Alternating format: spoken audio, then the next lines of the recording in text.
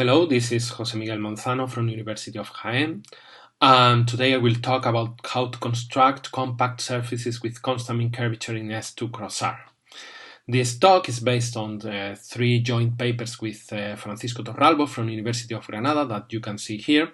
And everything I will say in this talk is contained in one of these 3 papers. So the talk is divided into 3 videos. In the first one, I will introduce the concept of constant mean curvature surface and explain the classical Lawson technique in Euclidean space. In the second video, I will say how to extend this Lawson's technique to the setting of homogeneous 3 manifolds with isometry group of dimension 4. And in the last talk, I will explain our constructions of compact embedded CMC surfaces in S2 cross R. So I will recall that a surface sigma is said to have constant mean curvature H, or we will just say that it is an H surface when it is immersed in a 3 manifold N if any of the 2 following conditions is satisfied. The first one is that the second fundamental form has constant trace to H, which means that H is the average of the principal curvatures. And the second definition is that sigma is a critical point of the functional area minus 2H the volume. In this second equivalent definition, we are saying that if we perturb a little bit our surface in any direction, then the real function that we obtain when we compute area minus 2H the volume has a critical point at the origin. So this is closely related to what happens in nature, that when we blow some soap film, then we obtain some surface with constant mean curvature because these surfaces minimize this functional. In fact, well, the Young-Laplace law says that these surfaces with constant mean curvature model the interfaces between ideal fluids, in the sense that for these ideal fluids, the difference of pressures between the 2 media they separate is proportional to the mean curvature, and in that case it is constant. So in the first of these pictures, we see that the bubbles separate the interior and the exterior, and hence the mean curvature is constant and non-zero because the pressures are different inside and outside the surface. In this second situation, we have a wire and it spans a minimal surface with constant mean curvature 0 because the 2 media it separates are connected, so the difference of pressures is 0. If we do this kind of experiments, we can only see surfaces which are local minima of the functional, because if they are not, if they are saddle points, then the surface instantly disappears because it is deformed in a direction in which the functional decreases. So classically, there are many ways of constructing edged surfaces. Here I have highlighted, for instance, explicit examples. For instance, if you look for rotational invariant surfaces, you will find helicoids or catenoids, or maybe nodoids, unduloids, etc.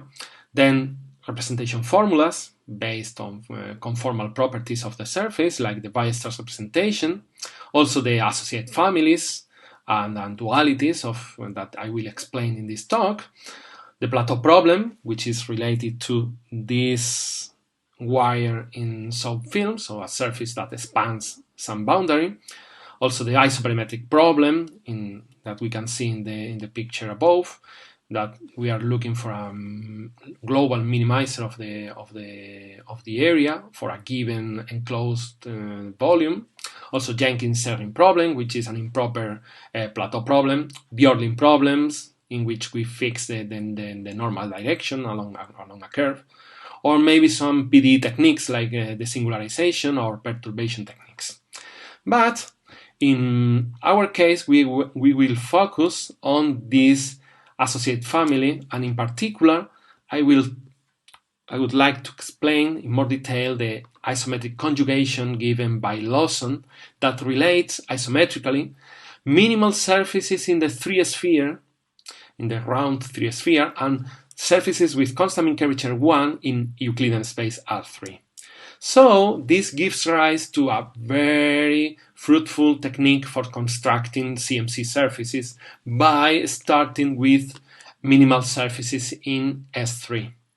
In the first step of the construction, we fix a geodesic polygon, gamma tilde, whose sides are geodesics, but also we require that the angles are integer divisors of pi. So then we solve the plateau problem, for instance using Mix and Yau's solution, that if we find a mean convex body in which this boundary is, in whose boundary this polygon is contained, then we can find an interior solution to the plateau problem, which is also area minimizing. Then the third step, if we are conjugating, is to consider the corresponding CMC surface in Euclidean space, something like this. So the conjugation implies that since these curves are geodesics, then the corresponding curves are contained in some planes, in some affine planes of R3. Then we can either reflect the original surface by axial symmetries about the boundary, or reflect the conjugate surface by mirror symmetries about these planes in which the boundary is contained. So on the one hand, we get what we can call the direct technique to produce minimal surfaces in S3. Lawson used this technique to prove that every compact surface, except for the real projective space, can be minimally immersed in the 3 sphere, or we can extend the conjugate surface to produce some CMC surface in R3 with many symmetries. This can be done because we have some sparse reflection principle for minimal surfaces and for H surfaces, and also because the surface also extends analytically to these points in which possibly there could be some singularities, but there cannot be such isolated singularities. So the difficulty in this kind of constructions is that neither the solution of the plateau problem nor the conjugate surface are explicit. So any desired property of the conjugate surface must be deduced from properties of the original polygon gamma tilde.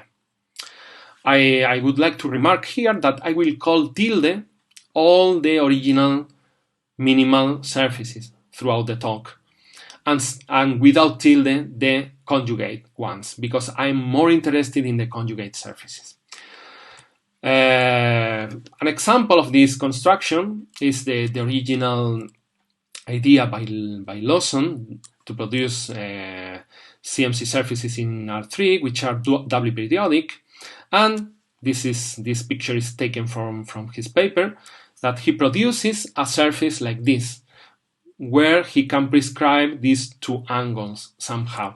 And then when one reflects across the boundary the fundamental piece, one gets a fundamental piece of a doubly periodic surface that projects onto this little triangle, and then by reflection we get the doubly periodic surface that projects onto the gray region.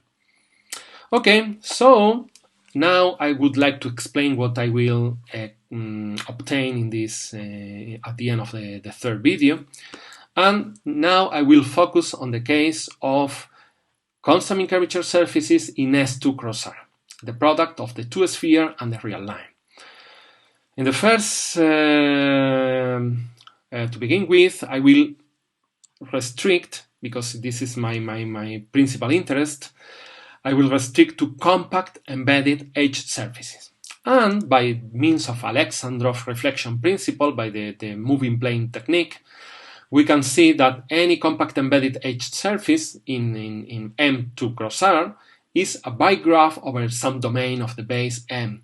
This is because we can apply this technique with respect to a foliation by horizontal slices.